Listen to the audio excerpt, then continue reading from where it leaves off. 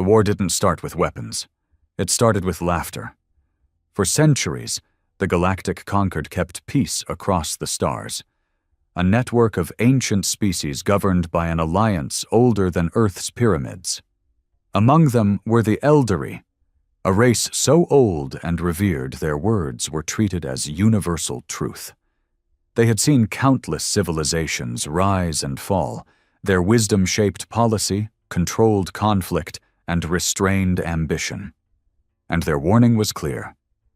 Do not provoke the humans. Not because humans were stronger, not because they had advanced technology. No, their ships were average, their politics unstable, and their biology unimpressive. But the Eldari spoke of something deeper, something buried in the human psyche, a trait the other races didn't understand and feared even less. A relentless will to win, even if it meant burning everything down. But wisdom doesn't last forever. The galaxy grew arrogant. The new generation of species, the Etran, the Zoran, the silken-voiced Lumasari, all dismissed the Eldari's caution as superstition. Humans were chaotic, emotional, impulsive. They weren't a threat. They were a curiosity, an inferior species with a planet cluttered in ancient ruins and digital rot. So the stars laughed. And in a conference orbiting the twin moons of Raltora, a young Zoran ambassador, slick-scaled and draped in arrogance, mocked the humans in front of 12 star-faring nations. He said Earth was a dying sphere of fire and fiction, that humanity worships war like religion, that if they ever overstepped, they would be cleansed like a viral strain. It was broadcast. Millions watched, including Earth. That's when things began to change. Earth didn't respond with threats or diplomacy. The United Earth Coalition, fractured and chaotic a year before, suddenly unified. Old enemies signed peace treaties. Military factions merged. Drafts were enforced. Satellites went dark. And every human colony across the system turned its eyes to the stars with grim focus. No one fully understood why. In the conquered Senate, some laughed. Others grew cautious, but most ignored the growing silence from humanity's side. Even when entire trade fleets stopped reporting back. Even when a dozen mining stations near Saturn went dark. The Lumasari thought it was internal chaos. The Etran blamed Earth's economic collapse. The Zoran didn't care, until the fires began. It started on Helixis 3, a moon colony rich in plasma ore. A Lumasari-controlled site with over 2 million inhabitants. Surveillance blacked out for 37 seconds. When it returned, the colony was gone. Not destroyed, gone. Not a single body. No wreckage. Just a crater of glass and silence. A week later, a Zoran warship vanished. Then 2, then 6. It was too fast. Too clean. The Lumasari dispatched a scout fleet towards the edge of the solar belt. They didn't even make it halfway before a transmission came through. Grainy, broken, but unmistakably human. You mocked our blood.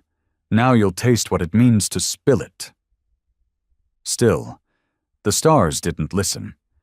They blamed pirates, rogue AIs, the unpredictable chaos of space. But the Eldari knew. They withdrew from the conquered, vanished from the Senate. When asked why, their last ambassador simply said, "We warned you." And the stars mocked them too. By the time the conquered acknowledged the threat, it was already too late. Earth had stopped speaking. No negotiations, no ultimatums, just silence. And then, one by one, the conquered's colonies began to fall. Not through overwhelming firepower, but through surgical brutality. Communications would stutter. Defenses would collapse. Infrastructure would fry. Then, just before blackout, one word. Remember. In the ruins of fallen stations, alien survivors whispered of soldiers with black helmets and no flags. of drones that thought like beasts, of weapons that burned through armor like it was flesh. They said the humans didn't fight for resources. They fought to erase memory, to make the stars forget they ever laughed. The final blow came at Varen's Cross, the Concord's greatest stronghold, a space station the size of a moon, armed with planetary cannons and fleets from 12 species. Earth sent one ship. Just one. It wasn't even large. It didn't fire a shot. It just parked in orbit, broadcast a signal, and then unleashed a pulse that shattered reality. It wasn't a bomb. It was something else. A weapon born not from tech, but from obsession. An AI-engineered signal that rewrote. The station's systems turned against themselves. Artificial gravity collapsed. Hallways twisted. Oxygen turned to poison. Allies shot each other. Starships collided mid-jump, all in silence, all without warning. When it ended, nothing remained.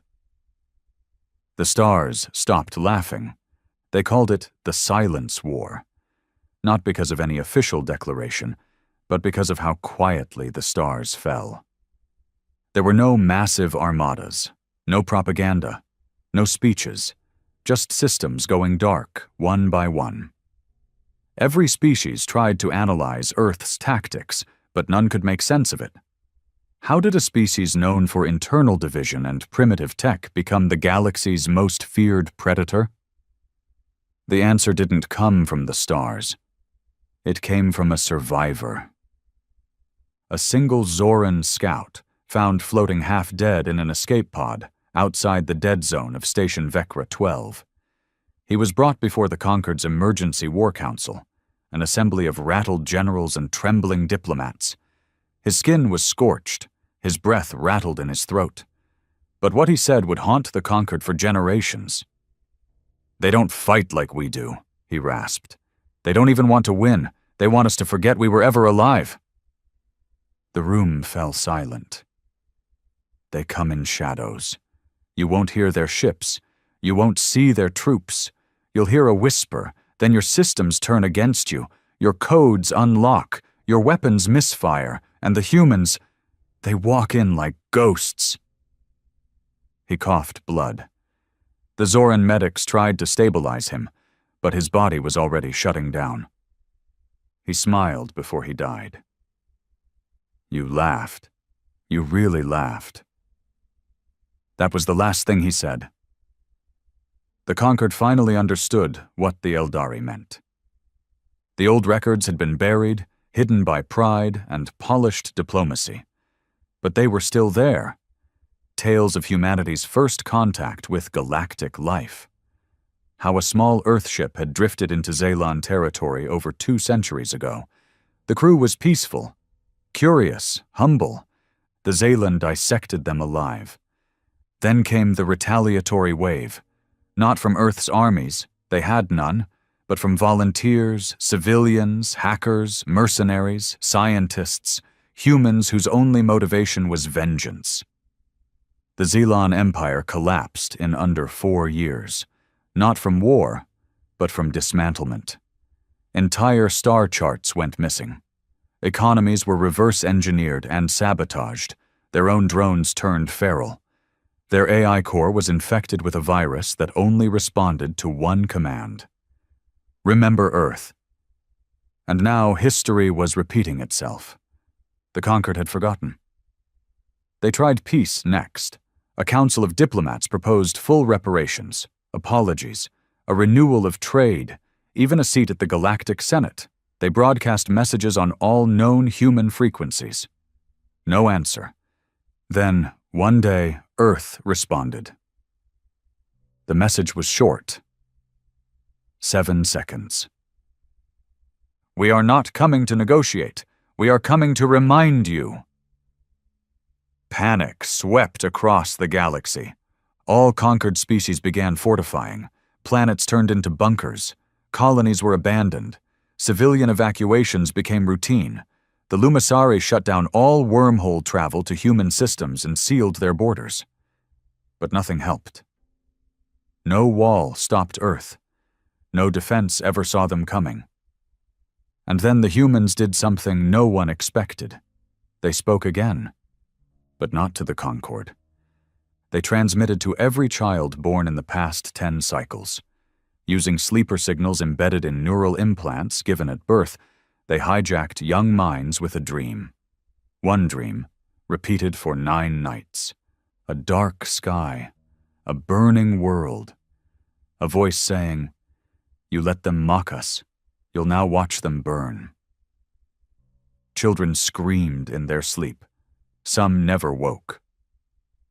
The Concord tried to purge the implants, but it was too late. Humanity wasn't just fighting a war. They were burning memory into the next generation. And the Eldari, watching from the edges of the galaxy, whispered a name that hadn't been spoken in centuries. Aras. He wasn't a general. He wasn't even military.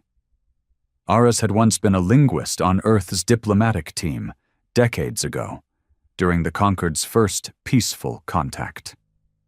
He'd watched his team slaughtered in front of him by the Zoran for linguistic insolence. He survived, somehow. Disappeared. And now the Eldari believed he was the mind behind Earth's response. Not a soldier, a scholar who turned grief into strategy. A man who didn't raise armies but created ideas that turned the galaxy's own structure against itself. The Concord Council didn't believe it, until the assassinations began.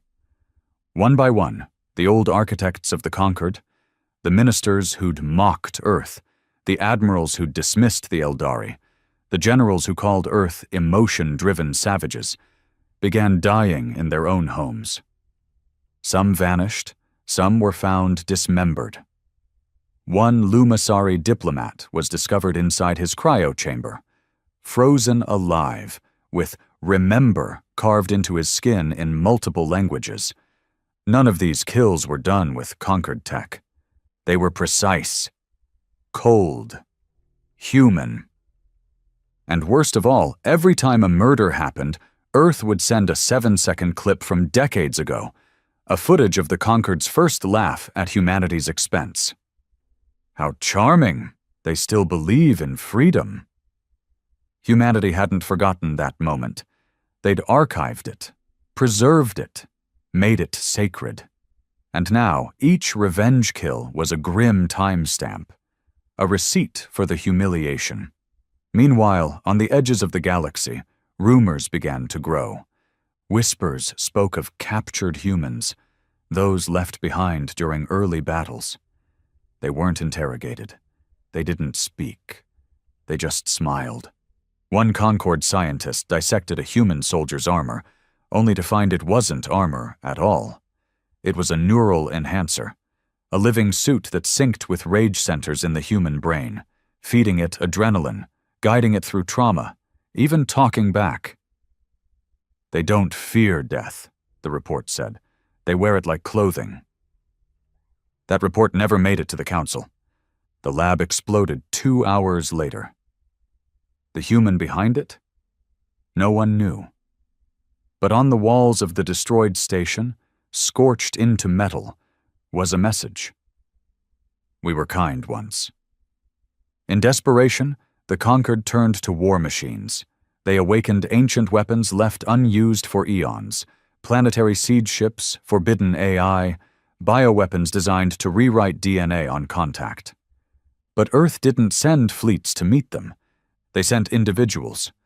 One human infiltrated a siege station on the ice world of Gyrax 4, alone, and released a virus that turned every soldier into a replica of himself. Infected with human emotion, driven by wrath, and haunted by simulated memories of Earth's pain. Another woman, silent, nameless, boarded a Lumasari mind dome and collapsed its psychic field by screaming one word: mercy. It killed 6,000 telepaths. No one could understand it. Humanity had no centralized command, no interstellar empire, no galactic navy. And yet they tore through entire civilizations like wolves in a meat locker. Because it wasn't about conquest. It was about reminding the stars who they laughed at. By the end of the third cycle of war, the conquered lost 60% of its territory. The stars burned, not with plasma or radiation, but with consequence. The galaxy learned to fear silence. No alarms, no sirens, just a sudden stillness. And then the systems would flicker, oxygen would vanish, and nothing but static would remain. That was Earth's signature. Precision, not spectacle.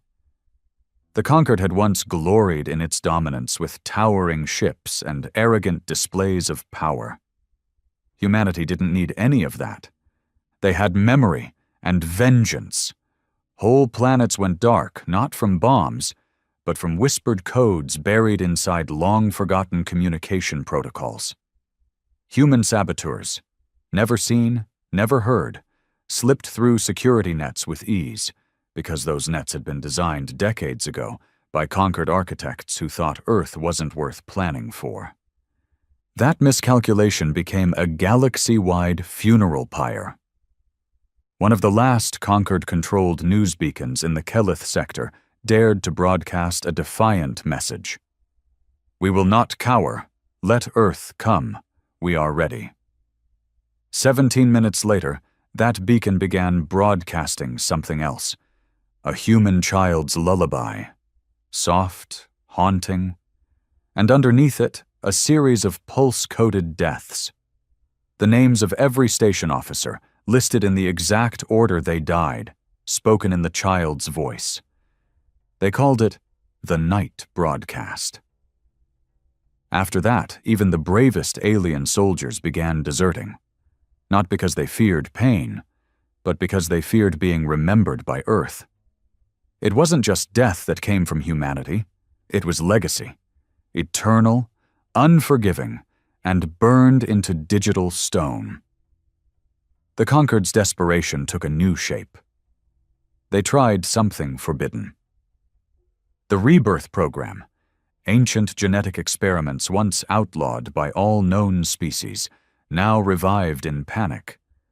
They began fusing Concord species with artificial enhancements, splicing human DNA into elite soldiers, hoping to match Earth's brutality. They succeeded in creating monsters.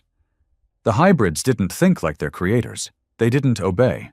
They didn't restrain their violence. The first batch, Unit Seraphis, wiped out a Zoran fleet during testing. They painted the hulls with their creator's blood and sent a single message out. You feared humans. Now you created worse. And yet, as terrifying as the rebirth units were, Earth still came. But they came differently this time. Not as ghosts in the dark. Not as lone saboteurs or invisible hackers. No, this time they walked into the heart of conquered space openly, in ships forged from obsidian alloys, cloaked not in tech but in silence, trailing signals that echoed with cries from their first contact centuries ago. The first to see them was Admiral Threx of the Lumisari High Fleet.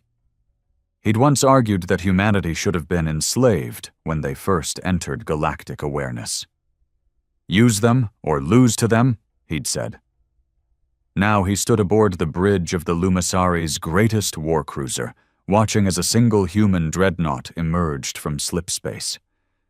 It didn't fire, it didn't hail, it just opened its hull and released Aras.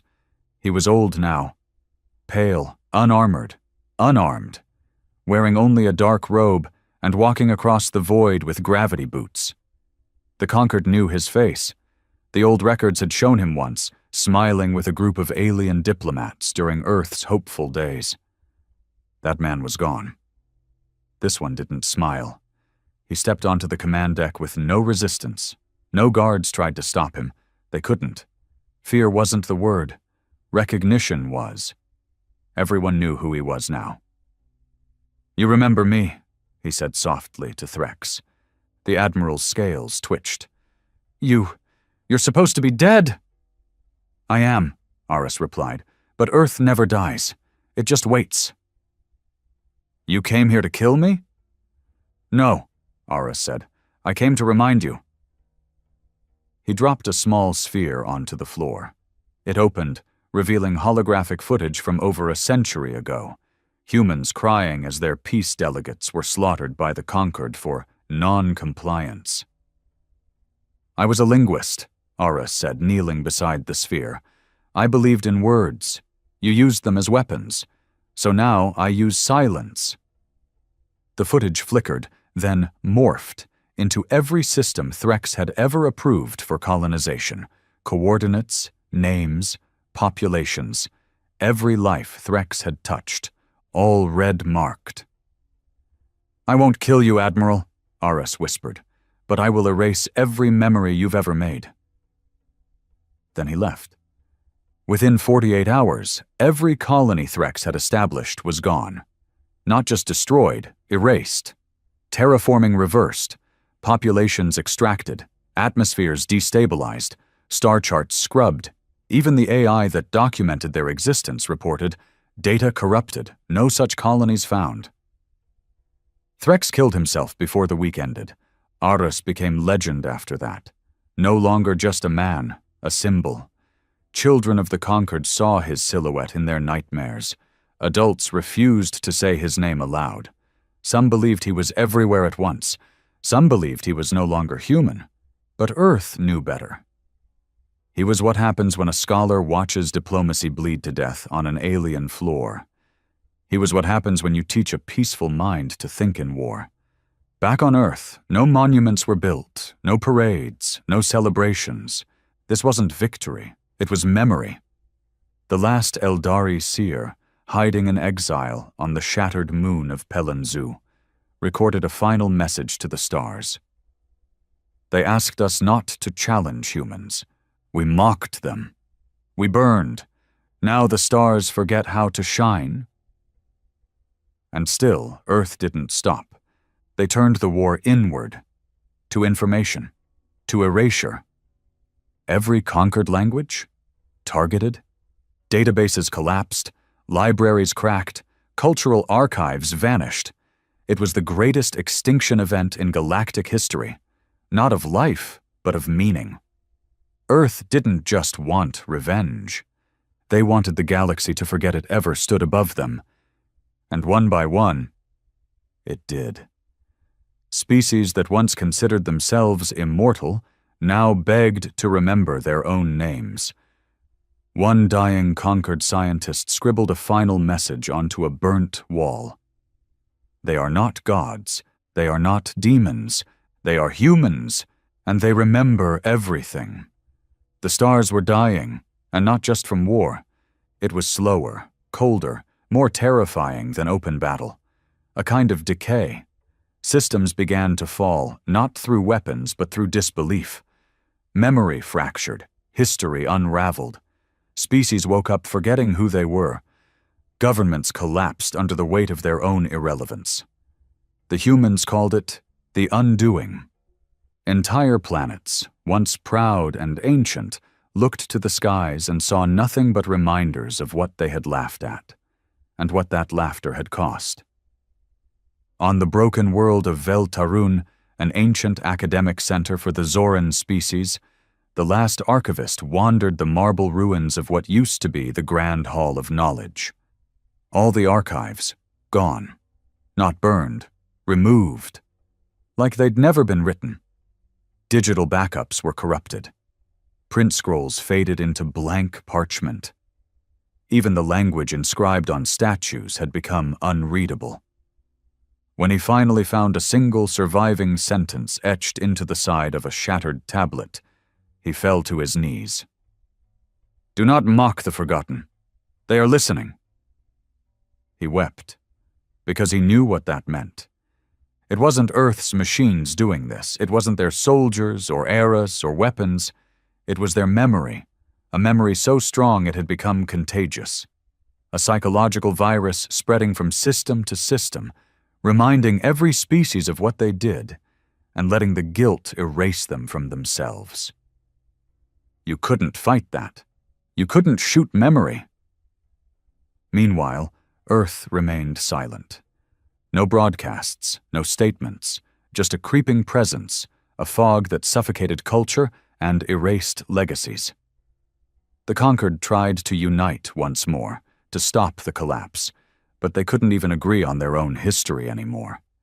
Some senators swore they had never declared war on Earth. Some denied Earth ever joined the conquered. A few refused to admit humans were even real. The fear had warped their perception, and Earth knew it. Aras, now hidden somewhere in deep space, began releasing what he called the Remember Protocol. It wasn't a virus, it was worse. Each protocol was a collection of pure data, footage, names, sounds, birth records, screams, tactical footage, massacre logs, all tied to every single conquered atrocity ever committed against humanity. They were released across the galactic network, with no encryption, no filter, no context. Just raw truth. And once you saw one, you couldn't unsee it. The mind couldn't handle it. AI broke down. Organic brains entered seizures. One Lumisari fleet admiral ripped his own eyes out after accidentally downloading a Remember protocol titled Children of Europa, 2144. It was only 8 seconds long. Within weeks, hundreds of billions across the galaxy were infected, not by a pathogen, but by guilt, by truth, by the inability to justify what their ancestors had done. On the planet Dorak, a cultural empire of song and sound, every musical instrument ceased to work. Not from sabotage, but because every coded musical key began playing Earth's national anthems instead. You'd try to play your own music, and your instruments would remember Earth first. The stars didn't just mock humanity, they erased them from memory, history, culture. And now Earth had learned how to erase back. But not everyone broke. There were some still left in the conquered who refused to bow, who burned with pride and delusion. One of them was High Commander Trexel of the Etran Dominion. He had always hated Earth. Even before the war, he believed humans were dangerous because of their unpredictability. Not warriors, not strategists, but reactors. They responded to pain like no other species. They didn't just fight to survive. They fought to punish. Trexel had lost half his fleet to Earth's silence tactics. His brother died when a human operative collapsed the power core of their primary command base, using nothing but a broken drone and a stolen password. So Trexel prepared for his final retaliation. The Etran's last shipyard, hidden in the electromagnetic maelstroms of the Nevar Rift, began building a planet cracker, a weapon capable of reducing an entire world to molten fragments in under 5 minutes. It was designed for one purpose: Earth. But Aras found out. No one knew how. He wasn't on any radar, no fleet saw him arrive, and yet one day the shipyard's chief engineer received a handwritten note in an envelope that simply read, "You are building a mistake." The engineer vanished the next day. So did half the staff. Then the gravity coils destabilized for 12 hours, killing hundreds. And in the silence that followed, the AI core of the weapon's control system, designed by the Etran's brightest, received a data transmission from deep space. The Remember Protocol. Project Harmonia. Human Peace Attempt Number 14. It was footage of Earth's diplomats begging for conquered recognition, pleading for entry, offering technology, medicine, knowledge, promising allegiance. The conquered's response? Human loyalty is a liability. The galaxy does not negotiate with parasites. The AI shut itself down, and when Trexel finally gave the launch command, the weapon exploded in his face, not externally, not from sabotage. The weapon chose not to obey. The galaxy watched the feed as Trexel was swallowed by the implosion of his own arrogance. Humanity didn't need to fight anymore. They'd become something worse than conquerors. They'd become consequences. In the ruins of what used to be Conquered's capital world, Delirian Prime, one of the last remaining senators, an old Zor named Velen, stood before the hollowed-out husk of the Senate chamber. Around him, ashes, dust, silence. And one drone. A human drone. Black-plated, no visible weapons. It projected a hologram of Aras, standing beside a pillar of fire. "You mocked us," Aras said, "and you forgot. That was your greatest sin. You forgot we were listening." Velen fell to his knees. "Mercy," he whispered. "Please." Aras didn't move. "There is no mercy in memory," he said. "There is only truth, and we are truth now." The drone turned and left. Velen didn't survive the night. Earth's name was no longer spoken aloud. Species gave it code names like the Shadowed Rock, the Blood Sphere, Origin Zero. They didn't ban the name. They feared saying it might make Earth look their way again. In the galactic ruins, where once proud empires turned to whispers and regrets, some began worshipping Earth. Not as gods, but as judgment, as the ultimate reminder of what happens when you mock those beneath you. And back on Earth, there was no celebration, no conquest, no tribute, just silence. Because they hadn't done this for power. They had done it so that no star, no empire, no smug alien laughter would ever forget what they were capable of when the galaxy turned its back on their peace. They had done it to remind the universe of the simplest, oldest law of all. Don't poke the quiet ones. It had been 15 standard years since the Concord fell. No ceremony, no final broadcast, no last stand. The once mighty alliance simply faded, like a book left open too long under a harsh sun. Pages bleached, ink dissolved, spine snapped. There were still species drifting across the stars, nomads, scavengers, stragglers who hadn't been crushed directly by Earth's cold vengeance. But they moved like ghosts now. Ashes in orbit.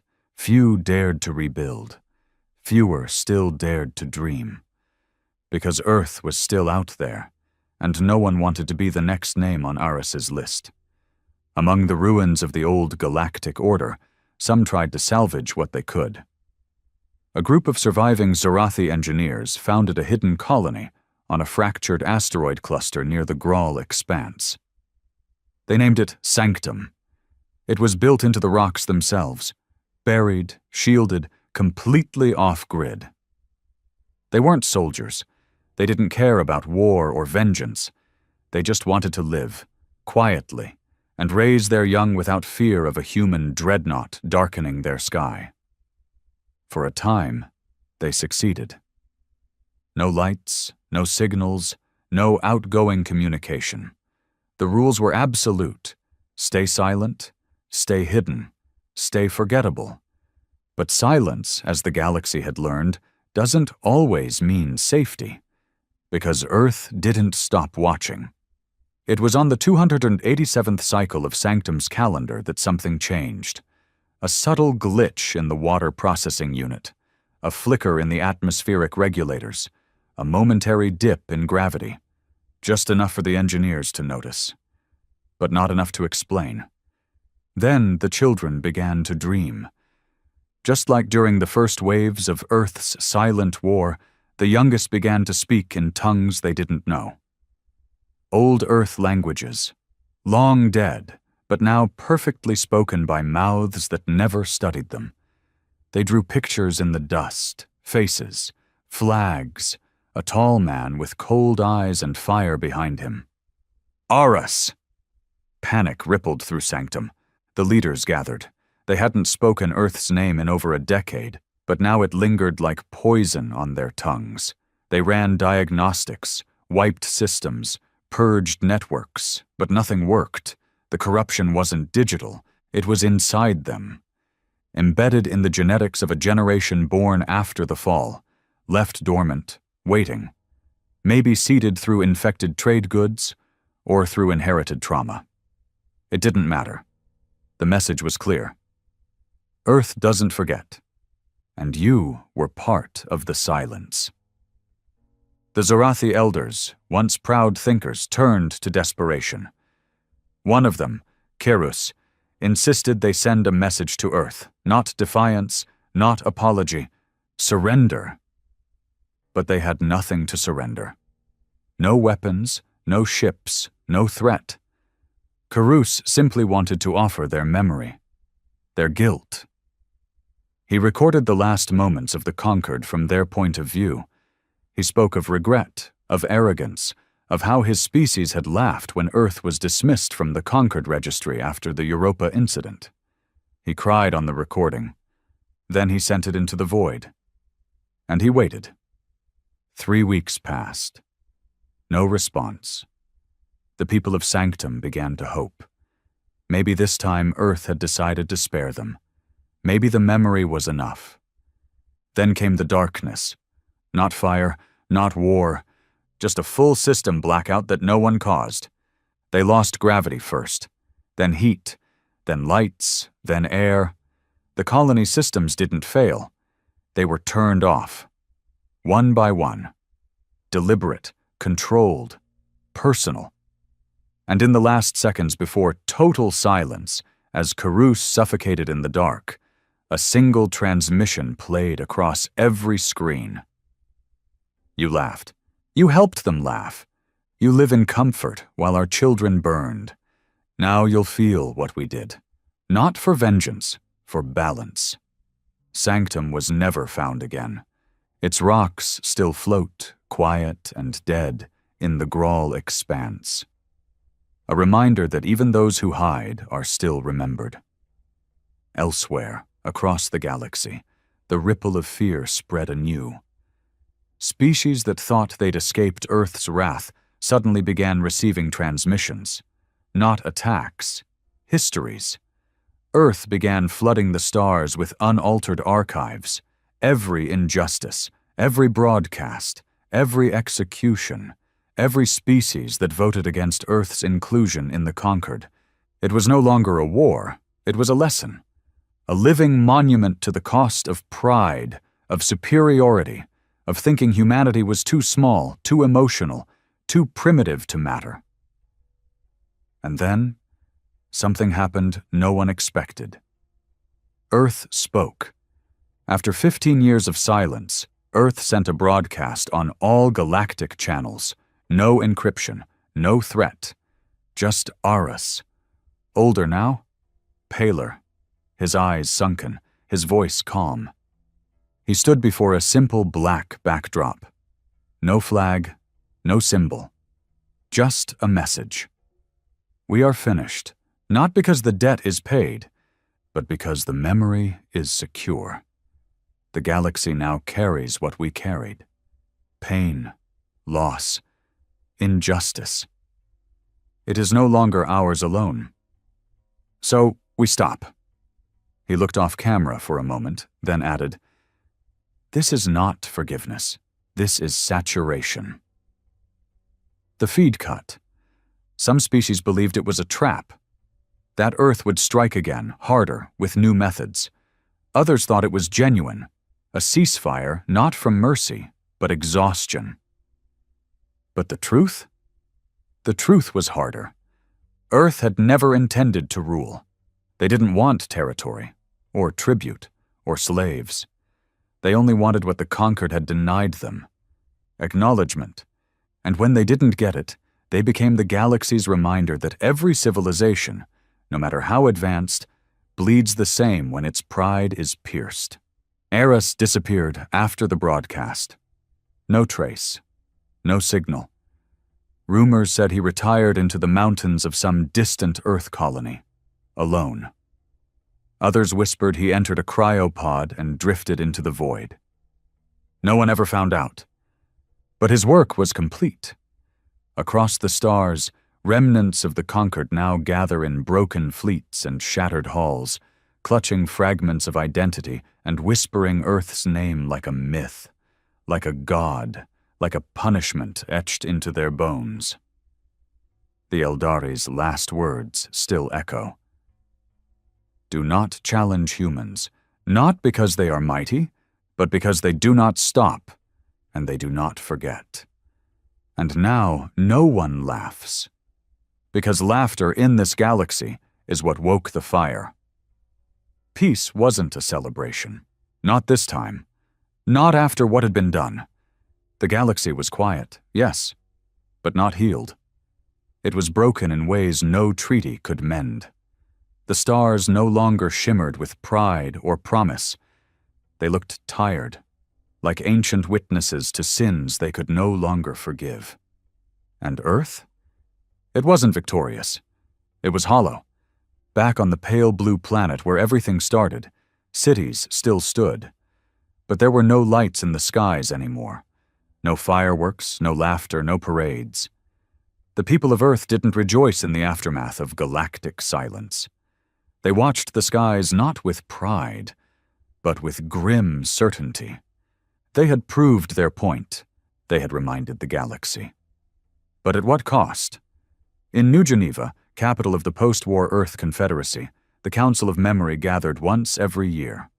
Not to rule, not to strategize, but to remember. It was the only governing body left. Each seat represented a continent, and each representative bore the same mark tattooed on their left hand, a single black tear, etched with a binary code. The code translated into one word: Europa. They said it aloud every session, before speaking anything else, not to honor the dead, but to make sure no one forgot who started it. Among the council was Reedon, the last surviving member of the early defense network. He wasn't a soldier or a politician. He was a system analyst, one of the first to notice that Earth's trade beacons were being monitored and blocked by conquered surveillance algorithms decades ago. He was the one who leaked the first data package to Aras. He regretted it every day. "You wanted the stars to pay," a young member once said to him. "No," Reedon replied. "I wanted them to see us. They chose pain." But now Earth was left with silence. No allies, no trading partners, no diplomacy, only the remains of a galaxy too traumatized to rebuild. Some believed Earth should reach out again. Try peace, real peace this time. Reedon shook his head every time the idea was mentioned. "We reached once," he'd say, "and they reached back with knives." Still, voices rose. A new generation had been born after the collapse. They didn't carry the same scars or hatred. They hadn't seen their diplomats slaughtered, their ambassadors humiliated, their colonies abandoned to rot. They wanted to explore again. One of them was a young engineer named Naylan. She was brilliant, stubborn, and dangerously hopeful. Working deep beneath what remained of the lunar relay hub, she found fragments of old conquered communication signals, intercepts, ghost transmissions. Nothing harmful, just calls for help. Quiet, barely powered pings sent from drifting ships and collapsing stations. Left unanswered for years. She presented them to the council. "Some of them are alive," she said. "Barely. They didn't all deserve the silence we gave." But Reedon's voice crushed the room. "They didn't speak for us when we begged, when they watched, when they laughed. Don't you dare tell me who deserves what." The chamber went cold, but Naylan didn't back down. "Then we're no better than them," she replied. "If we became what we hated, what did we really win?" No one answered her, because no one could. Later that night, she broke protocol. Using an unauthorized backup signal rig, she sent a burst transmission from the far side of the moon, coded, encrypted, and stripped of all Earth identifiers. Just one message, repeated on loop in dozens of conquered languages. "We are no longer at war. If you are alive, speak." This message comes from Earth, but not its vengeance, only from a voice that remembers too much and wants to remember less. She didn't expect a reply, but she got one. It came 3 days later in a staggered, broken transmission filled with static and echo. Here, still here, broken, scared, but listening. Coordinates followed. Faint, likely outdated, but real. The signal came from a forgotten Concord outpost on Vascor 9, once a major medical hub before the fall. No one had heard from it in over a decade. It had been assumed either wiped out or abandoned. Nalin made her decision without asking permission. She built a ship. Small, cloaked, quick. Powered not by Earth's Vengeance Core reactors, but with a hybrid pulse engine designed for stealth and proximity diplomacy. It took her 7 days to reach orbit. Vascor 9 looked like a corpse floating in space. The atmosphere was thin. The surface cracked. And no beacons pulsed from the once glittering towers. But as she neared the planet, her signal array picked up whispers. Life. She landed at dusk. The skies were violet with ion dust, and the wind howled like a planet in mourning. She stepped out, unarmed, unguarded, and the survivors came. Not many, perhaps 24, scattered between underground shelters and collapsed medical domes. Their skin was pale from lack of sun, their voices hoarse from silence, and their eyes, those alien, once gleaming eyes, were dull and distant. But they recognized her. Not her face, her species. They stared at her like a ghost. And then one of them stepped forward. A child, no older than 12. He didn't speak. He just reached up and touched the tear-shaped tattoo on her left hand. Then, quietly, he whispered in broken earth tongue, "You, remember." Nalin knelt, and for the first time since Earth had reminded the stars, someone forgave it. The survivors didn't hate Earth, not anymore. They feared it, yes, but they understood. Some had watched the Remember protocols. They knew what their governments had done, what their people had allowed. They didn't excuse it. But they didn't want it to be the end. They wanted to begin again. Nalin stayed for 3 days. She recorded their stories, logged their medical conditions, delivered supplies.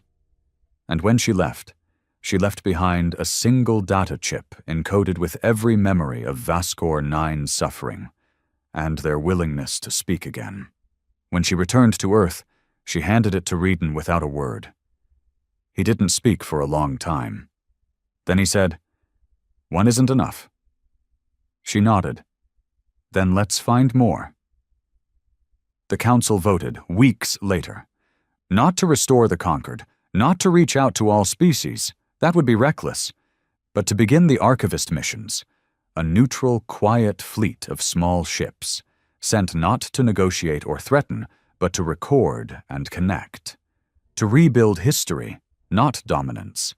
Not everyone approved. Some still wanted silence. Some still believed the galaxy deserved to suffer in the dark. But for the first time in decades, Earth wasn't moving forward out of pain. It was moving out of understanding. The stars had mocked, the stars had burned. And now, perhaps they could learn. The archivist missions weren't glamorous. They didn't travel in sleek vessels or fly with military escorts. There were no banners, no symbols of Earth, no announcements of arrival. That was intentional. Earth knew what it looked like to the galaxy. A bloodstain that refused to fade. A shadow over the stars. The face of consequence. So the archivists went quietly. Each ship was small, barely enough for a crew of 3. Powered by hybrid ion dark matter engines, outfitted with stealth systems so advanced they could slip through even fractured conquered territory without notice. Their goal wasn't to correct the past, it was to collect it. Every record, every culture, every surviving language, belief, and memory that hadn't been corrupted or erased by war. They weren't historians. They were witnesses. Nalin led the first wave. After Vascor 9, she became a symbol, not just of Earth's restraint, but of its potential to be more than vengeance.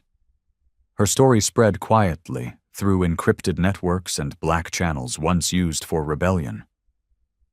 Some still hated Earth, of course, but others, those forgotten colonies, broken outposts, and isolated survivors, began to hope.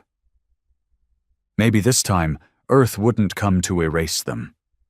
Maybe Earth would come to listen. The Archivist fleet, eventually named the Morning Chorus, numbered 21 ships, each named after a human colony that had fallen during the Concord betrayals. New Alexandria, Europa's Cry, Carson's End, Valley of Wind. Their names weren't just tributes, they were reminders. The galaxy had tried to erase Earth's past, and Earth had responded by engraving that past into every waking moment of its future. Now they engraved others' stories, too. One mission visited the ruins of the Zayak clans, once known for their deep harmonic language spoken through vibration-sensitive fronds. Their capital Moon had been scorched during the early retaliation strikes, not by Earth, but by Concord itself, afraid that the Zayak would defect out of guilt. Only 27 survived. The Morning Chorus ship. Last light of Terran reach found them in stasis. They awoke confused, frightened, and old. The stasis had slowed aging, but not thought. They remembered the fires, the screaming, the betrayal by their own allies. The humans aboard said nothing. They simply recorded, catalogued, asked gently, shared what Earth remembered of them, their songs, now preserved in reconstructed files from old Concord databases. One of the elders, a female named Cree, wept for 3 hours straight when she heard a human echo back one of the ancient Zayak death hymns. "You heard us." "Yes," the human whispered. "We never stopped." Other species followed. The Kralline, a race of subterranean archivists, allowed the Morning Chorus to scan their shattered record caves. The Dareth, who had once run the Concord's slave economy, surrendered their own history, warts and all, asking only that Earth preserve it truthfully. Not to forgive them, but to remember the whole picture, not just the stain. The irony wasn't lost on anyone. The species that had once fought hardest to erase Earth's truth now begged Earth to preserve theirs. Back on Earth, the Council of Memory grew uneasy. Redan in particular felt it deep in his bones, this creeping shift from righteous vengeance to silent stewardship. It wasn't wrong, but it was dangerous. "It makes us responsible for their futures," he said during a closed session. "If we preserve their memory, we also preserve their right to rise again." "And maybe this time," Nalin said softly, seated across from him, "they'll rise better." Redan stared at her. So young, so certain. "You think memory makes people better?" She didn't flinch. "No, but it gives them a chance." He said nothing for a long time. Eventually, he just nodded. But in private, he began preparing Earth's fail-safes. He never stopped believing that the galaxy would turn again. Not tomorrow, maybe not in his lifetime. But eventually. And when it did, Earth would need to remind them again. Still, Earth didn't interfere with the Archivists. In fact, they became Earth's quiet salvation. In a galaxy still crippled by silence, where no one trusted anyone, and most communications were encrypted, fragmented, or meaningless. Earth's archivists became the only stable network. Every species began routing broken signals through them. At first, just to test Earth's intent. Later, out of necessity. It was through the archivists that the first Galactic Peace Council in 27 years convened. Not in a palace, not in a great Senate hall, but in a broken asteroid station hovering in the Javalith Belt. Neutral ground, forgotten, floating in dust. Only 15 species attended, down from the Concord's peak of over 90. There was no table, no flags, just circles of seating, and a simple agreement. We do not rebuild what we had. We do not erase what we became. We remember, and from memory, we rise again. They named it the Ash Accords. Earth didn't sign it. They didn't need to. Their archivists had already done the work. But they watched. They listened. They remembered. And from a distant ship, one that didn't carry the Earth flag but still bore the tear mark on its hull, Nalin watched the peace unfold. She didn't cry. She simply whispered the name of every colony Earth had lost, and hoped the stars would never forget again. But deep within the cold shell of Earth's forgotten past, something stirred. An old conquered data cache, buried, broken, discarded, began pinging. It had been untouched for decades. Inside were logs no archivist had seen, not because they were hidden, but because Earth had missed them. The logs showed something terrifying. There had been a vote, just days before Earth's final removal from the conquered. A vote to readmit Earth. A vote led by a handful of young diplomats from various species who had seen the growing darkness and tried, quietly, to change it. The motion had passed. But the results were never broadcast. Why? Because a high-ranking Concord data officer, unknown to most, loyal to Concord supremacy, had manually blocked the signal. One human diplomat, Earth's final delegate to the Concord, named Tyven, had been on his way to receive the vote's results when he was murdered by Concord Internal Security. Labeled a spy, executed without trial, the footage was never released. Now it sat there, in that cache, waiting.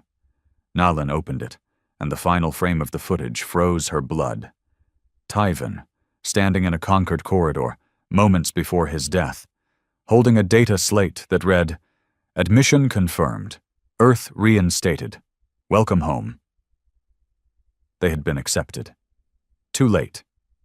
The order to kill had already been given, the silence already rising, the laughter already echoing. Nalin looked out her window. The stars pulsed softly, as if watching. For all Earth had done, for all the blood and memory and fire, there had been a chance, a narrow, fragile chance, and it had been stolen, not by the galaxy, not by the stars, but by one man afraid of change. She knew what this meant, everything that followed, the burning, the silencing, the vengeance, was built on a lie of omission. And now Earth would have to decide, would it continue carrying the burden of righteous wrath, or could it learn to carry something heavier? Regret. It was strange, how the truth didn't explode. It didn't shatter the sky or bring fire down on Earth. It didn't even reach the wider galaxy. The cache stayed quiet, its contents hidden within Nalin's personal relay archives for almost a full rotation after she decrypted it. She didn't speak to anyone about it. Not the Council, not the other archivists, not even her crew, because part of her didn't know how. How do you tell a species that everything it had become, its vengeance, its fearsome silence, its ruthless clarity, was born from a decision that never had to happen? Humanity had burned the stars for a crime that, in the end, had already been on its way to being undone. That truth was a knife. It didn't cut quickly. It sank, slow and cold, into the part of the human psyche that had kept Earth alive all these years, the conviction that what they had done was deserved, necessary, and just. Nalin was afraid to pull it out.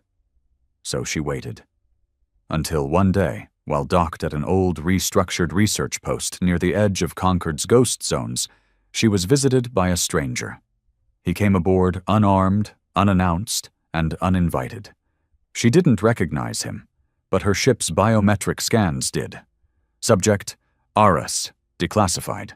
Status, unknown, presumed lost. He looked like death, not in the poetic sense. He looked like a man who had been forgotten by time itself. Thin, pale, movements slow, voice barely audible, and yet his eyes were still sharp, still dangerous. She poured him tea. It was synthetic, the kind that tasted like citrus soaked in metal. He didn't touch it. "You found it," he said. "No question, just statement." She nodded. "How long did you know?" "Not long, I suspected. Too many threads never tied." "You're the reason we became what we are." "Yes. There was a vote, Aris. We were already being accepted back. Tyven was going to deliver the message." Aris looked out the viewport. Beyond it, dust clouds swirled over the broken carcass of an old Concord mining rig. He didn't answer. "I need to know," she said finally, voice trembling. "If you had known then what you know now, would you have done it all again?" He didn't blink. "Yes." The word hit her like a slap. Her knuckles went white. "Even knowing we were accepted? Even knowing the war wasn't necessary?" "It was always necessary." "Why?" she whispered. "Why?" Aris stood. Not quickly. He was old now, bones cracking with the movement, but his presence filled the room all the same. "Because forgiveness delayed is still betrayal?" She frowned. He stepped closer. "You don't understand. You're too young. You grew up with Earth already feared. You never watched our people kneel. You never saw them beg. You weren't there when our brightest minds were dismissed, when our peace envoys were laughed out of the room, when our sick were turned away from Concord medicine because we lacked genetic stability." He leaned in close. "When the galaxy decided we were beneath it, it didn't do so in silence. It did so loudly, with pride, with cheers. That vote you found? That wasn't justice. That was damage control, fear of what we might become if they kept pushing." Nalin didn't move. She couldn't. He lowered his voice. "You think you found peace, Nalin. You didn't. You found a galaxy trying to forget it ever underestimated us." He walked away. But before he reached the door, she spoke again. "Maybe. But I don't want to be feared anymore, Aris. I want us to matter for something other than being the punishment." He turned, slowly. "I never wanted us to be feared." "Then what did you want?" His eyes softened, just for a moment. "To never hear them laugh at us again." Then he left. The decision haunted Nalin for weeks. She didn't know what to do with the information, the footage, the logs. If she shared it, the galaxy would know the truth, and maybe Earth would never recover from it. But if she didn't, then she was no better than the ones who silenced Earth to begin with. And then came the event that forced her hand. A conquered fragment state, the Varan Enclave, launched a declaration of independence, claiming they would form a new power block separate from Earth's influence. They cited Earth's continued silence, its cultural supremacy, and the fear of archival manipulation as reasons. "We remember enough," their leader declared, "and we remember too much of them." It wasn't an attack, not yet, but it was the first step back to the arrogance the stars once had. Nalin acted immediately. She summoned the council. Not just the Earth Council of Memory, but the surviving representatives of the Ash Accords. She called for a universal hearing, a live broadcast, open frequency, and there, in the presence of every surviving species. She played the footage. Tyven's execution, the suppressed vote, the names of those who tried to stop it, the code sent and intercepted before Earth's final silence. When it ended, there was silence.